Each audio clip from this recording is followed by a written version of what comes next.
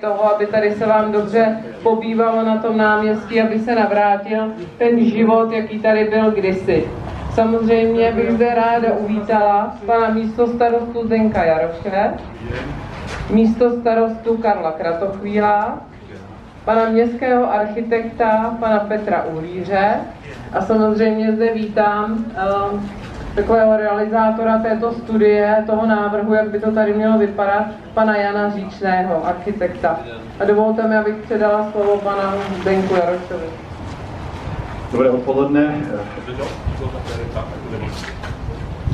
Už tady. Dobré odpoledne. Myšlenka toho, aby jsme něco udělali s náměstím a pro ty místní, kteří tady žijí, podnikají, včetně mě, je dlouhodobá, protože si myslíme, že to náměstí ztrácí na atraktivitě, na zajímavosti pro spoustu podnikatele, ztrácí zákazníky, protože ten odliv do těch okolních míst, jako je nákupní zóna na Pražské, anebo v Jihlavě, anebo někam jinam, je značný. To náměstí se nám proměňuje v té době, kdy vlastně ztrácí ten smysl. Vidím tady spoustu obchodníků, kteří v sobotu už neotevřou své provozovny, protože jim jejími slovy nechodí k ním zákazníci. Ráno otevřou na 9, 4 hodiny zavírají a to náměstí tím se stává mrtvý. Já si pamatuju dobu, kdy jsme zavírali železářství ještě v 18 hodin a to je fakt jako, no už je to hodně dávno, ale tak to bylo. Odjeli poslední autobusy, změnila se autobusová doprava v Pelhřimově, začali odjíždět v 5, tím pádem to náměstí, takže se to postupně do 5:30, do 5, dneska ve 4 hodiny tady máte mrtvé náměstí a vlastně nic tady není. Je to, Karel Kratochvíl vám řekne k tomu jakoby data, které jasně naznačují, proč tady nic není. Takže naše myšlenka, máme tady 800 let výročí města Pelhřimova, a chtěli jsme to město nebo to náměstí nějakým způsobem, ta myšlenka byla upravit. V dopravní komisi, kterou máme, nás policie pořád upozorňuje na vlastně problém náměstí, na průjezdnost Palacké ulice. Velký zásobovací auta tady neprojedou, protože ty auta nám tady parkují, jak nemají. A abychom ten dopravní režim změnili, protože pořád nás upozorňuje na to, že náměstí je pěší zóna. A máme pěší zónu, která tady vlastně víceméně nefunguje. Jediná pěší zóna ve městě je Poděbradova ulice, ale zkuste si projít. A já teďka jsem se stal dědečkem trojnásobným, takže teďka tady jezdím s kočárkem. Zkuste jít s Poděbradovou ulicí s kočárkem a nevyhnout se autům, který jsou za vámi, protože tam projíždějí, protože po pravé a po levé straně na místě, kde nemáme chodníky, je to vlastně tak skutečně pěší zóna taková, že ta silnice s tím chodníkem je spojená, tak tam je velký problém. Musíte s tím kočárkem buď zajet mezi ty auta, protože 6 až 8 aut tam parkuje, nemají tam co parkovat, ale prostě jsme si zvykli, že máme Pelhřimové parkoviště všude. Když se podíváme na náměstí, tak na spodní straně náměstí, tady u Komerční banky je parkování dovoleno, je dovoleno na horní straně náměstí, parkování dovoleno, tady před radnicí by se parkovat nemělo, před Sláví a Spořitelnou se parkovat nemá. Běžně tady parkuje x aut, ale není to tak o tom, že by to k tomu městu přinášelo, já to vidím a fakt tady chodím několikrát denně, žiju tady, venčím tady psa, vidím, co tady parkuje za auta, že to tomu městu bohužel nepřináší to, co by tady mělo být. Prostě ty občané, kteří by tady měli žít. Upravili jsme Tyršovou ulici ohledně jednosměrek, někteří spoluobčané to kritizují, někteří, kteří to tam ještě dneska mi říkají, že tam jezdí autem a že to je velký problém pro Pelhřimov. Bydlej 300-400 metrů od náměstí, já jim argumentuji tím, zvedněte zadky z těch aut a pojďte chodit pěšky, jo? Protože město Pelhřimov je malý, docházková vzdálenost je tady zcela jasně, je velmi jednoduchá, ale prostě všichni musíme dneska jezdit auty, je to hodně špatně. A musíme i před ty provozovny si dojet. A nebo si zaparkovat tam, kde se parkovat nemá, protože město nemá městskou policii, historicky prostě jsme městskou policii zrušili a ta kontrola není taková, jaká by měla být. Dovolte si zaparkovat v Jihlavě na místě, kde nemáte parkovat, okamžitě máte pokutu. To samé v Jindřichové Hradci. Prostě něco by se mělo dodržovat. Jo? Takže myšlenka k těm 800 letům, k tomu vrátím, je, a to vám předvedou architekti, nebo respektive následující řečníci, jakým způsobem upravit to náměstí, dopravní režim. Vede se k tomu nějaká jakoby na radnici v té dopravní komisi dlouhodobá diskuze a já si myslím, že na ten letošní rok, že to za tu zkoušku stojí. Že by to mohlo přinést ten kýžený efekt, dotáhnout se, nebo přinést do toho města ty spoluobčany, kteří se sem bojí jít, i s kočárky, i s dětmi, protože ten dopravní režim tady není takový, jaký byl. Trošku o té historie. Já doufám, že trošičku to, co budu říkat, i pomůže jako pochopit malinko tu současnost. Ne? Vím, že je to jako těžké někdy si představit to, jak to bylo. My si spoustu věcí jako pamatujeme. Já jsem ročník 1980, spoustu z vás je tady i mladší, co jsem koukal, což je úplně skvělý, že na takovéhle věci většinou chodí ty dříve narození. Ale musím říct, že většina je starší tady než já. Ale pamatujete si, jak to náměstí žilo. A kdybychom se podívali třeba do roku někdy 1960, tak v Pelhřimově prostě tehdy žilo 6,5 tisíce lidí. Jo, 6,5 tisíce lidí.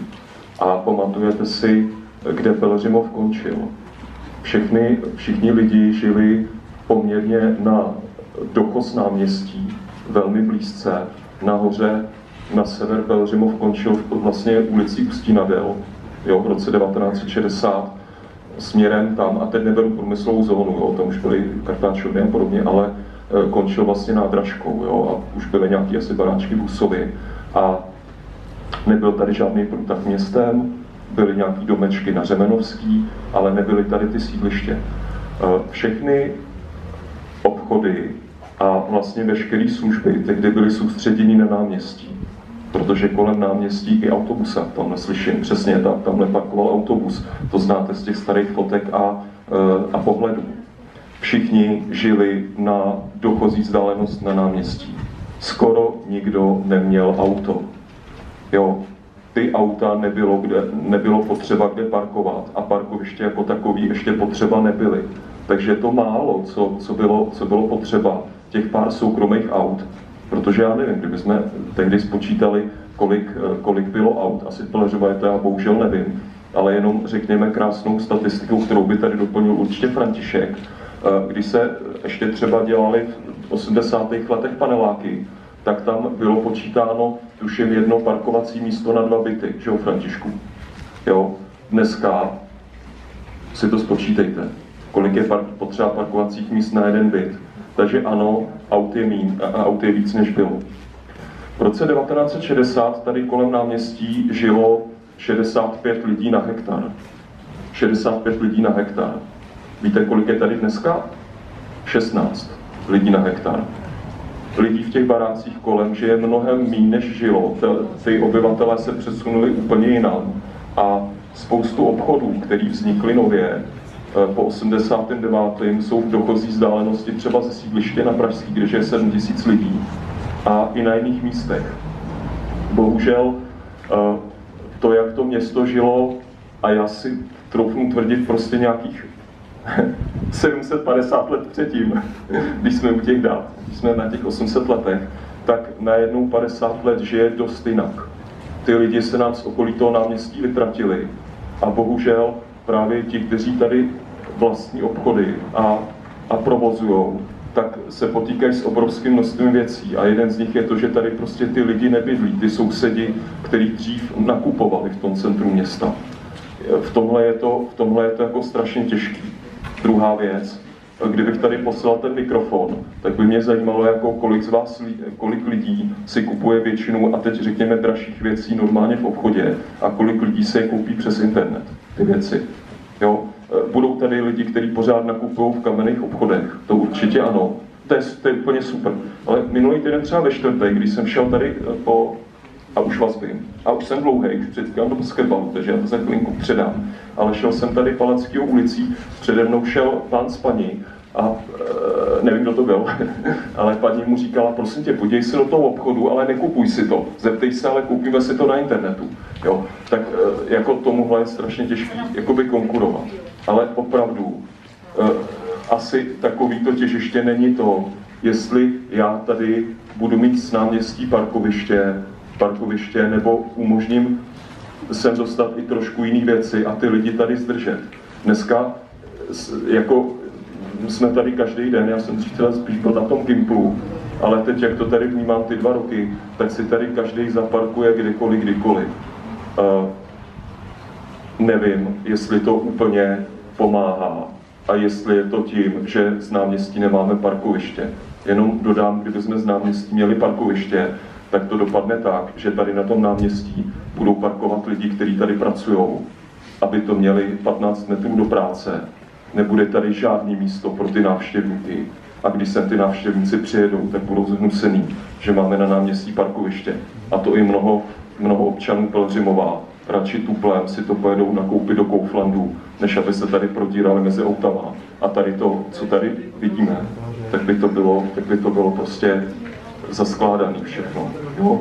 Jenom jako za mě. A já se hrozně mluvám, kdo mě zná, tak ví, že já jsem trošku jako zelenej, tak když tak po mně něco hoďte, ale jsem i trošku jako historik a snažím se to vnímat jako i jinak. A byl bych rád, jako zkusme nějakým těm změnám dát šanci. Vím trošku, že možná je to auta, ano či ne, nebo míň aut a víc aut, ale pojďme zkusit vlastně variantu míň aut trošičku, protože jak si to víc aut asi ale nefunguje a asi to nebude fungovat líp, když tady bude to parkoviště jako úplně všude. Jenom můj trošku pohled, ale já jsem říkal, já jsem jako zelenej. No. By tady ještě mělo zaznít, že tady, jak město slaví 800 let od svého založení, tak zde bude probíhat po celý rok bohatý kulturní program. A pokaždé tady bude nějaká akce, tak asi nikdo by asi nechtěl, aby když tady bude na nějaké akce, aby se tady prolínal mezi auty. Takže to je jeden z důvodů, proč se tato dělá. Možná by pan místostarosta ještě upřesnil. Já k tomu programu asi teď nic říkat úplně nebudu, ale prosím vás, budeme se snažit sem dostat jako na tom náměstí opravdu víc lidí. Uvažujeme o tom, že bychom se pokusili udělat trhy farmářský, aspoň jednou měsíčně, kdy předpokládám, že ty farmářské trhy tady nebudou konkurovat obchodům na náměstí. Tady není ovoce zelenina, ale je to ta synergie. Vy víte, kdo tady ty obchody má, že když sem v pondělí najedou stánkaři, tak sem přijdou třeba lidi z venkova a občas, i když to jsou třeba i hodně seniori, tak občas si dojdou koupit něco i do těch obchodů kolem. Jo? Bylo by fajn, kdyby jsme sem právě ty lidi se snažili dostat i těma akcema. A opravdu se o to budeme snažit a my budeme za ty podněty hrozně rádi. I třeba podněty takový, už jsem se tady o tom bavil, byly tady takový ty herní prvky pro děti. Bylo to jako divný trošku vizuálně, ale ty děti a rodiče sem chodili. Někomu se to líbilo, někomu se to nelíbilo, ale asi tomu náměstí to trošku pomohlo, protože sem přišli občas lidi, kteří by sem normálně třeba s dětma nešli. A to dítě potom otravovalo, že chce pít, že jo, po těch 4 hodině a rodiče jim šli něco koupit, takže trošku i je zdržet v tom prostoru, jo, jenom malinko. Děkujeme. A protože tady máme i městského architekta pana Petra Uhlíře, který nám pomáhá hodně s vizualizací města a sjednocuje tady jak městský mobiliář a vůbec, aby to město bylo takové jednotné, tak bych mu ráda předala také slovo. Dobrý den, tak vám přeji dobrý den a vítám vás tady. Já jenom doplním vlastně informace, které ještě nezazněly. Město Pelhřimov, tak jak bylo zmíněno, tak se potýká s klasickým problémem vylidňování centra měst, který je problémem ve všech městech u nás, ale i v jiných zemích. A větší města už na to v minulosti nějakým způsobem reagovala. My se snažíme tady v Pelhřimově také přistoupit vlastně k zamezení tohohle trendu a chceme vytvořit vlastně, nebo využít vlastně toho výročí a vytvořit tady na náměstí kvalitní veřejný prostor. Kvalitní veřejný prostor nejenom pro turisty, kteří sem přijedou přes sezónu, kdy můžete vidět, že na tom náměstí někdo občas sedí přes sezónu, ale jak víte, tak místní občané tolik času tady netráví, protože ten prostor k tomu přímo nevybízí. A my bychom rádi vytvořili zóny a místa, která budou sloužit k využití různých typů akcí, ať už se to týká nějakých klidových zón, nebo využití při různých akcích spojených právě s tím výročím. A chtěli bychom v tomhle roce vlastně vyzkoušet různé typy využití toho veřejného prostoru, tedy náměstí, tak, abychom se na konci roku mohli bavit o nějakých trvalejších změnách, které bychom tady v Pelhřimově rádi zavedli vlastně v městské památkové rezervaci a primárně na náměstí. Tato diskuze bude určitě ke konci roku. My bychom rádi v průběhu roku sbírali i podněty od vás a to, jestli jste spokojeni s tím, co se tu děje, jak to vyhodnocujete, zároveň od těch místních podnikatelů, kteří na náměstí jsou, jestli to pozorují vlastně nějaké změny v tržbách, jestli vlastně lidé tady tráví více času a vyzkoušíme si teda různé způsoby využití, jak jsem říkal, které vám představí ještě pan architekt. Já chci říct, že tohle není, ještě poslední věc teda, že tohle není ojedinělá akce, město připravuje i další projekty a soutěže, které se zabývají právě městským centrem, ať už se to týká parkoviště za radnicí nebo ulice Solní. Nedávno jste určitě zaregistrovali, že město koupilo obchodní dům Vysočina, který plánujeme rekonstruovat a vypsat soutěž architektonickou a urbanistickou soutěž na řešení okolí a vůbec zase veřejného prostoru, toho prostoru okolo Solní ulice. Tak, aby vlastně to centrum, aby jsme se vrátili život a aby tu mohli lidé nejenom procházet, ale i žít a trávit tady volný čas. Tak pokud budete mít dotazy, tak jsem tady potom k dispozici i s vedením města a dám slovo ještě kolegyni. Děkuji. Děkuji moc krát za vyčerpávající informace. Já vidím, že vám je všem zima, že dneska je mrazivé počasí, ale záměrně jsme zvolili tento prostor, abyste byli v centru dění, abyste viděli, co se tady bude dít. A nyní přecházíme k jádru věci a to je vizualizace toho náměstí, jak to bude vypadat. A předala bych slovo architektu Janu Říčnému, který vám tady popovídá něco k těm obrázkům a jak by to tady mohlo vypadat, abyste se na to mohli podívat a případně už mít dotazy a mohli bychom to zapisovat. Děkuji vám. Dobrý den, já vás zdravím za ateliér SNKSK, nebyl jsem to jenom já, který to navrhoval, vlastně tam víc. A já každopádně jsem rád, že tady máte tak pěkný náměstí, protože hezkých náměstí v republice zase tolik není. A snažili jsme se najít řešení, který poměrně, řekněme, radikálním způsobem vyzkouší to, co tady vlastně lze docílit. To testování vlastně toho, co vlastně bude v tom roce toho výročí, tak umožní to rozhodovat se v těch dalších letech, jak se to náměstí má vyvíjet, protože když bychom si řekli, jo, tady odděláme pár laviček a tam nebudou stát 2 auta tamhle a uděláme nějaký drobný úpravy, tak s tím nic nezjistíme. Když vlastně uděláme tu změnu trošku větší, my to náměstí nemůžeme překopat, protože teď je v nějakém stávajícím stavu. Je tady krásná stará dlažba, která tady už je 100 let prostě a funguje za mě dobře. A je tady problém v těch autech. Je tady problém v tom, že vlastně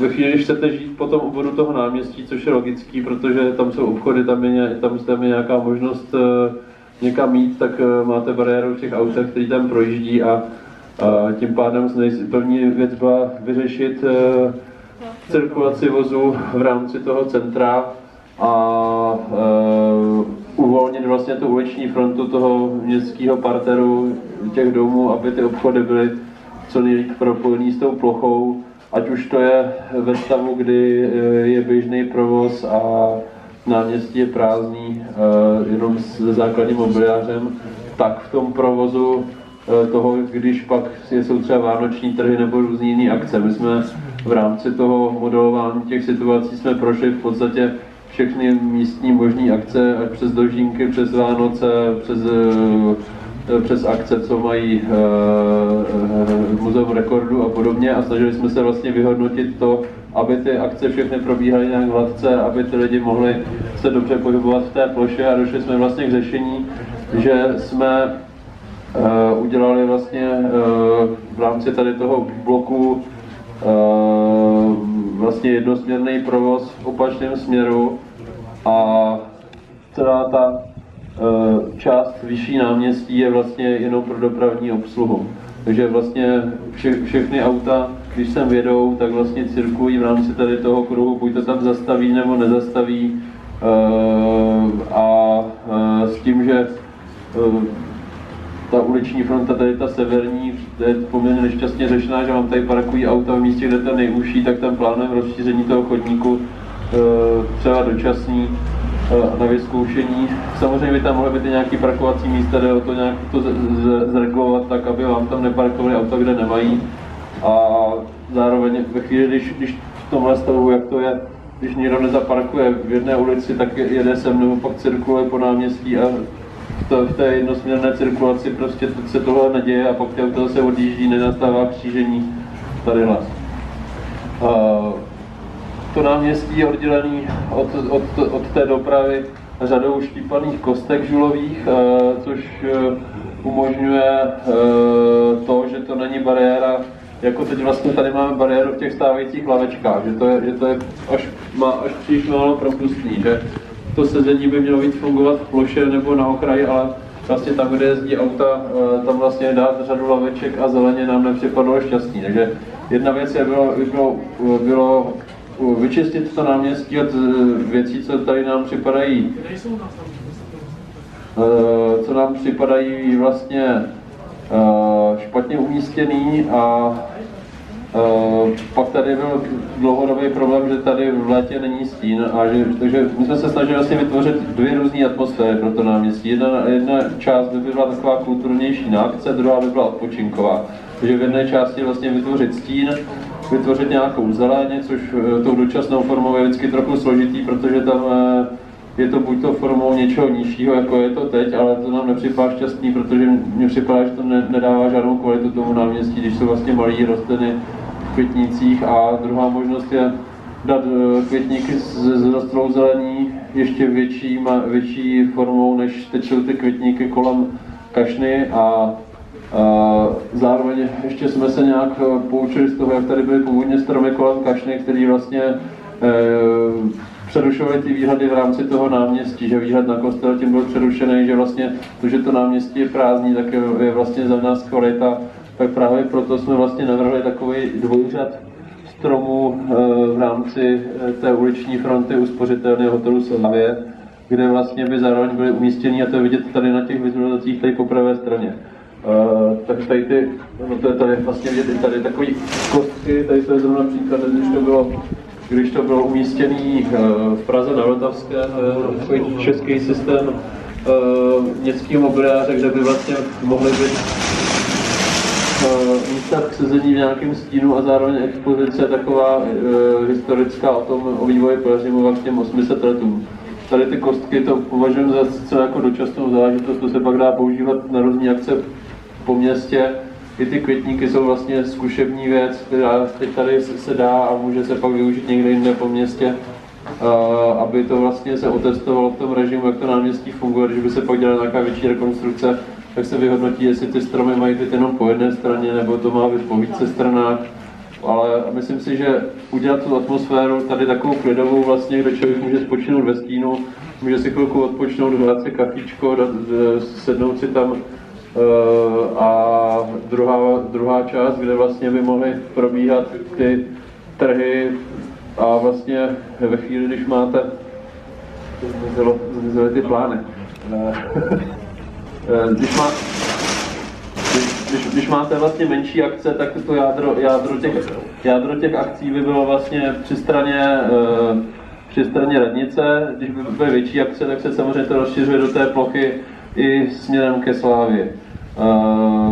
S tím ještě souvisí i to, že jsme se rozhodli posunout stromeček do středu náměstí, protože když ho vlastně máte tamhle až u kostela skoro, tak vlastně ten stromeček je při kraji náměstí a nepůsobí tak monumentálně, jak by mohl. A myslím, že je hezčí, když vlastně člověk může kolem toho stromku projít, že i bude působit vlastně větší v rámci toho náměstí, protože u té uliční fronty vlastně to perspektivně nefunguje, že vlastně opticky působí menší a že v jiných městech, kde vlastně je v prostoru, tak si myslím, že to je hezčí, že vlastně člověk kolem toho může víc korzovat, rozmístit kolem toho další akce a že to není nějak namáčknutý pak jedním směrem. Takže pak samozřejmě tam se dá k tomu postavit nějaký pódium a na to navázat ty jednotlivé akce z hlediska rozmístění stánků.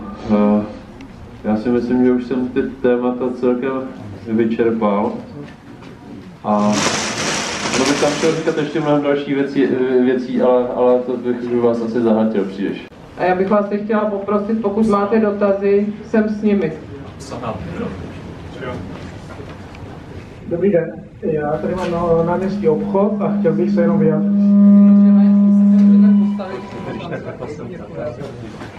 Pardon. Trošku k té dopravní situaci, která tady na náměstí má být změněna. Co se vyjádřím se k tomu, co zde říkal pan Jaroš ohledně dopravní situace na náměstí, jak parkování u Slávie, tak tady vlastně u Adély, si myslím, že se nechá velice jednoduše řešit s policií, protože tady kruhový objezd, jak víme, a tady by se nemělo stát. Takže si myslím, že by to mohla vyřešit policie jednoduše. Ale je to parkoviště, který město udělalo, to si myslím, že je něco jiného. Co se týče parkování nahoře, musíme si uvědomit jednu věc, že lidi jsou dneska líní a prostě nepůjdou chodit pěšky. Pokud si půjdou pro balíček dochávají čaj a nebudou tam ho zastavit nebo do Vyky nebo k nám kamkoliv, tak radši si přijdou do Kampaudu nebo nahoře jsou 2 elektrik a nebo půjdou kamkoliv jinam. To je můj osobní názor. Parkování nahoře zrušit je absolutně nesmysl. Co se týče zelené náměstí, s tím souhlasím, tady může něco být, nějaké úpravy jsou tady potřeba. Parkování v té spodní ulici samozřejmě tristní, když tam pojede nějaký náklad, je tam problém projet se tam prostě nemůže vejít.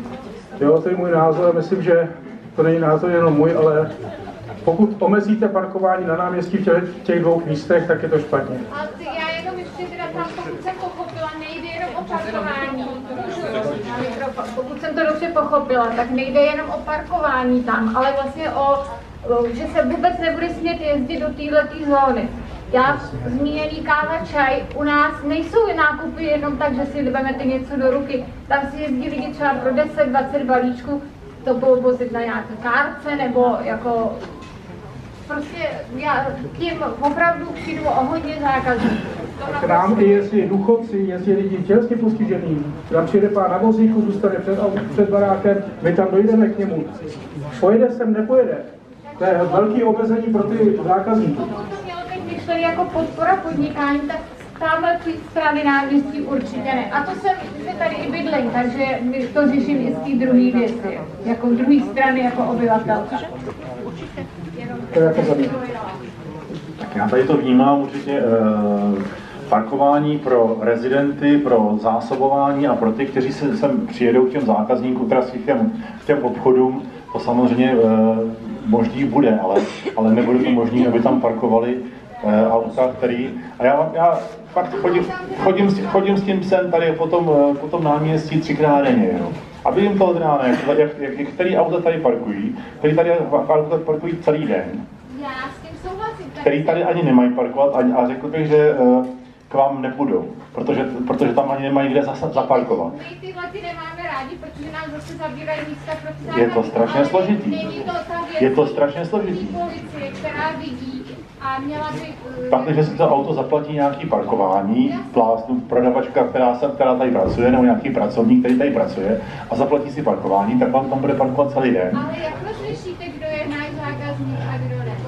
Takže prostě zakážete zákazníky, protože... nechceme, aby tam bylo stálý parkování v té zóně. Třeba zóna parkování na řeknu půl hodiny. Třeba. Tak jo, protože já jsem to pochopila, takže tam se prostě vůbec nebude smět jezdit. No tak nebude to takový, nebude z toho už ten kruhový objezd takový ten stálej, který... Ale nebude zákaz do těch zón a vstup pouze pro zásobování. Přesně tak. Bude nebo nebude? No nebude to tak, aby tam parkovali celý den ty auta. Ty městští pracovníci, kteří tady chodí vlastně po tom městě, s kterými se potkáváte. Je tady nějaká značka? Dopravní systém tady asi značení tady bude. Já se přiznám, že teďka nevím. Jsem tady na náměstí prakticky bydlel od narození. Jo. Jsem se narodil tady, bydlel jsem v tom domě, co je dneska Štěrka. Okna jsme měli na náměstí, vždycky se zde parkovalo na tom náměstí pokaždý. Pak přišla doba, kdy tady bylo zakázáno vůbec i vjezd celkově, nebo omezený.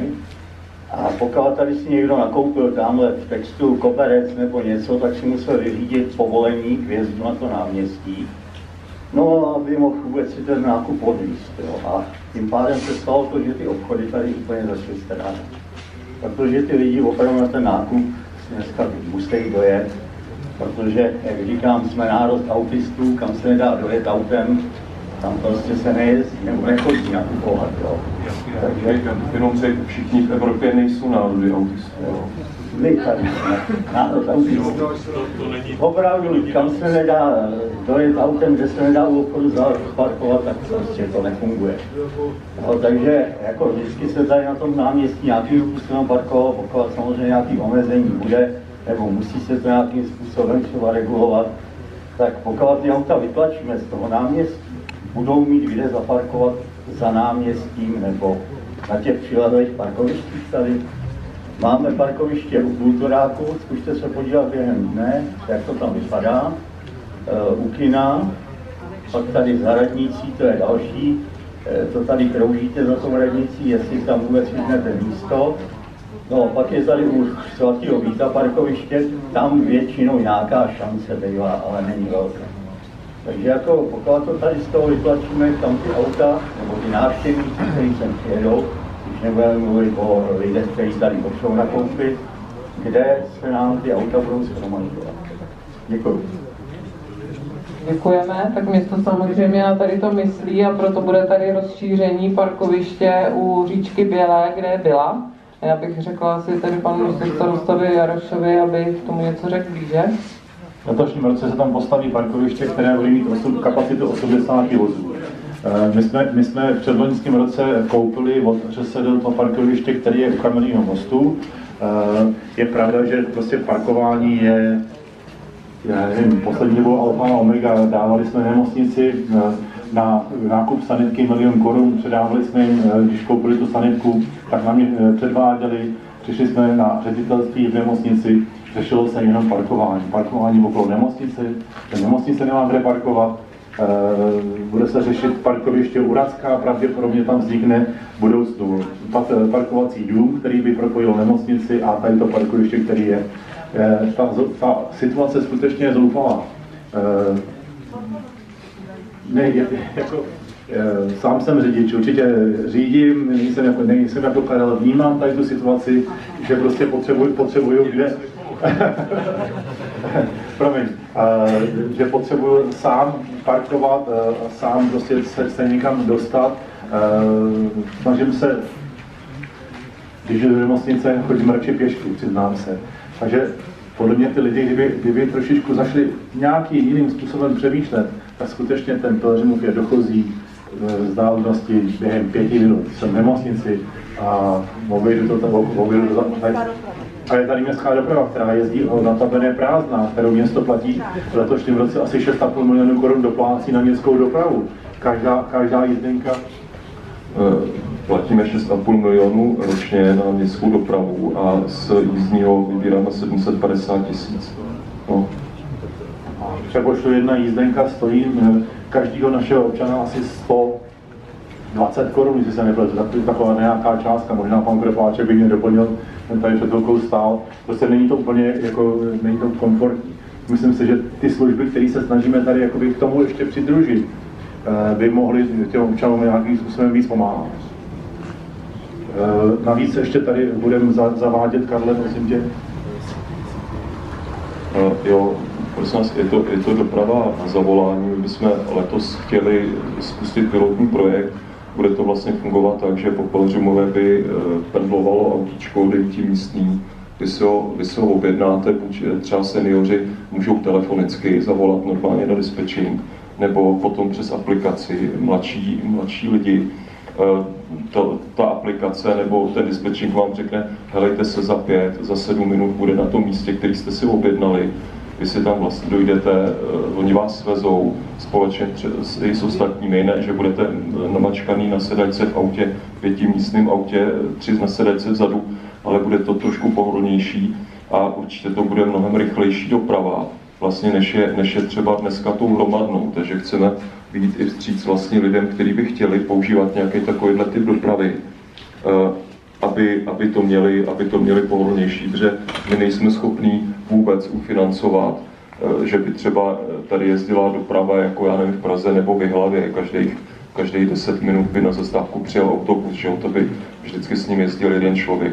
Děkuji moc, když tady zaznívala ta doprava, jak se můžete dopravit do města, tak samozřejmě tady město ještě dotuje sdílená kola, které jsou také hojně využívána mladými lidmi i lidmi, co jezdí do práce, takže tady máme několik míst, kde ty sdílená kola jsou umístěná a znovu se nám rozjedou, tak to je jeden z prostředků, který taky můžete využívat a který je opravdu hojně využíván.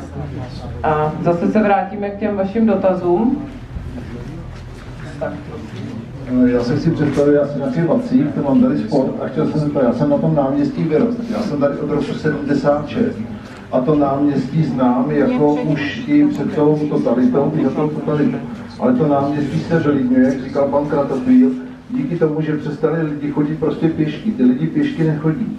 Ty prostě nemají chuť ani si dojít. Podívejte se teď, kolik lidí si půjde vybrat do bankomatu jenom, že vyšli pěšky. Nejdou. Jedou sem autem, nechají to tady, vyberou, jdou pryč.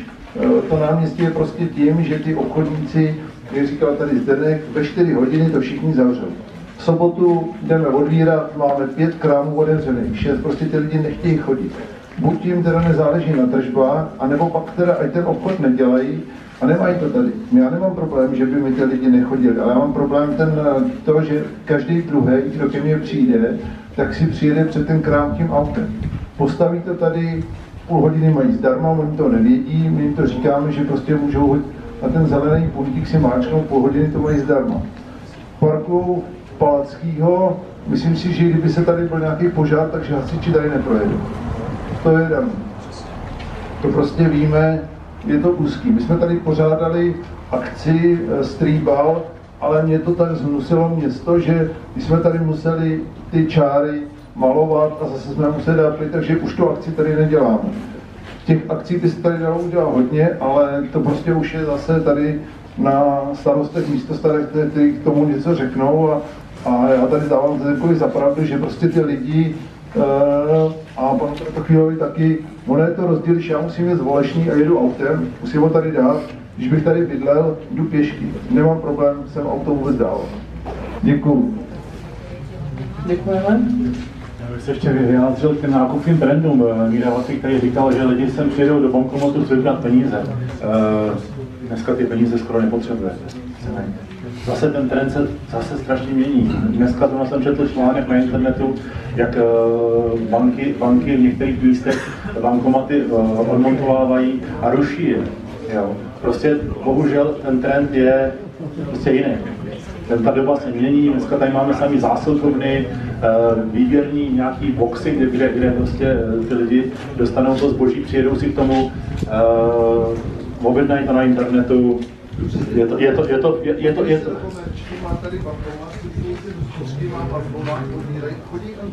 Jo, ale sám to vidím u sebe, že se mi stane, že třeba celý týden nemám peněžence ani korunu. Ale prostě všechno pořídím dneska telefonem, hodinkama, kartou, na chvilku ani kartu nemusíte mít, protože to je všechno virtuální.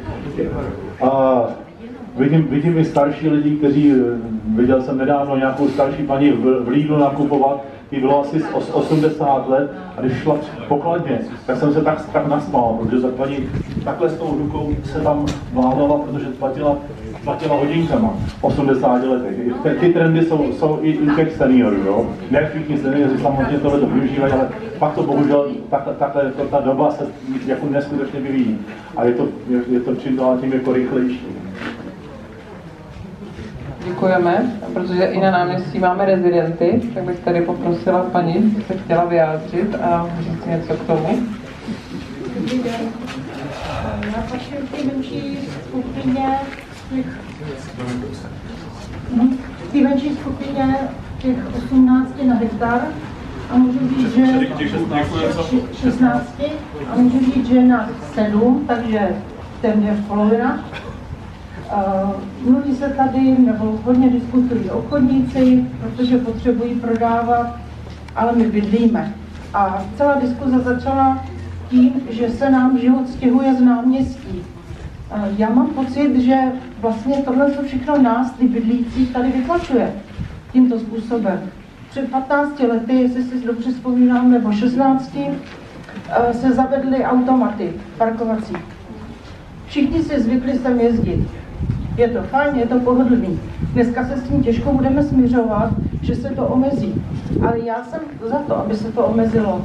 Protože nás v domě bydlí 7, z toho máme 3 děti a já mám ZTP seniorku v bytě. My potřebujeme parkovat a potřebujeme si dovízt snáku, potřebuju dovízt někdy vnoučata, potřebuju vyndat sedačku. Myslím si, že snížení vjezdu do náměstí je plusem. To, aby sem lidi docházeli jako za kulturními věcmi nebo na posezení, je určitě plus a to je jediná cesta. Děkuji. Děkujeme moc krát. Dáme slovo pánovi. Já ještě bych tady chtěl té situaci, tady v té Palacké ulici.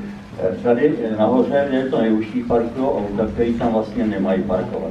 Parkovací zóna začíná až tady za tím rohem, je to označený dopravní značkama. Jestliže nám tady zaparkujou, já z toho náměstí nemám možnost potom vyjet s nákladním autem. Solní tam Linářskou branou, ta je malá, nízká, tam neprojedete. Tady jsou špatně zaparkovaný, no a teď začnete houkat, nebo se snažit, když to z krámu ty majitele nebo provozovatele těch obchodů a s těma automa vám uhnou. Takže jako je vidět, kdo tam potom parkuje, kdo vlastně tady dělá třeba ten problém. Jo? Nechci proti nic mít, ale je to prostě ta situace, nebo policie začne to tady řešit, ty auta odjedou, nebo ty zásobovací auta velký tahnou obráceně rušovkou. I takové situace tady prostě jsou. A ta situace se tady opakuje několikrát týdně. Skutečně Růžovou ulicí projíždí policie a vyvádí ven z náměstí nákladní auto, který tady zásobuje obchody, aby vůbec projelo, protože tady tou ulicí, tady tím špuntem u Komerční banky prostě to auto nevyjede. Děkuji. Máte dotaz ještě někdo nějaký? Asi se shodneme všichni na tom, že ty změny jsou potřeba tady, abychom ten život sem dostali a děláme to jako ve škole. Kdo jste tady, jste pro, aby ty změny se tady uskutečnily, zvedneme ruku. Je to krásný. Takže většina je pro, i když nás tady není tolik. My samozřejmě strašně moc děkujeme, že jste přišli v tomto mrazivém počasí, protože dneska to bylo opravdu nelehká situace. A já bych ještě ráda poděkovala technickým službám, protože ty se opravdu od ranních hodin nezastavili a měli to opravdu velmi náročný, protože ta situace v Pelhřimově a okolí byla opravdu extrémně tíživá. Takže za to jim patří velké poděkování. A já ještě předám slovo tady panu místostarostu Kratochvílovi. Já jenom taková pěkná věc. My jsme dostali už darem jako město 4 modely staveb v Pelhřimově od pana Přenosila. Jsou zatím v místnosti před panem starostou, před kanceláří. Určitě, jestli budete mít ještě chvilku, se na ně jděte podívat. Zatím je tam Kalvárie, hospoda v Sadech, potom domeček Svatá Anna a domeček Františka Bernarda Vaňka v Děkance. Těch modelů bude víc a víc. Teď dává dohromady Svatý Vít. A jo, bylo to v novinách, přesně. A postupně budeme mít asi celý město. Paneláky asi ne, ale takový ty starší budovy, jo. Takže určitě se tam jděte podívat nahoru. Takže jste vítáni, dveře jsou vám otevřeny, takže klidně pojďte i s prohlídkou. Já bych ještě dneska zmínil, jestli můžeme, bude nás čekat rekonstrukce děkanské zahrady. Vymístili jsme minigolf a v letošním roce by měla přijít první etapa děkanské zahrady, byl zase nějakým způsobem zpříjemný ten pobyt v Pelhřimově. Ten spodek té děkanky bude průchozí a můžeme se na to těšit. A ještě jedna investice, která nás čeká, ne úplně malá, a to je na Hřbitově, kdy se budou rozšiřovat kolumbária na Hřbitově. Je to moc, myslím si, že zdařilý projekt a stojí za to, po případě u nás v kanceláři máme k tomu plánky a jsou k nahlédnutí. A jinak děkuji za účast. Jsem rád, že jsme se takhle mohli sejít a představit vám vlastně to, co se tady chystá a prodiskutovat to s vámi. Děkujeme moc krát. Samozřejmě vizualizace si prohlídněte, budou zde umístěny, budou i na webových stránkách města Pelhřimov. A samozřejmě tam bude i kontakt, kdybyste vás něco napadlo, čím byste chtěli tento prostor ještě vylepšit, tak je možnost si tam ten podnět váš zaslat. Takže děkujeme vám moc krát, přejeme vám krásný den a těšíme se někdy na viděnou. Děkujeme, že jste přišli.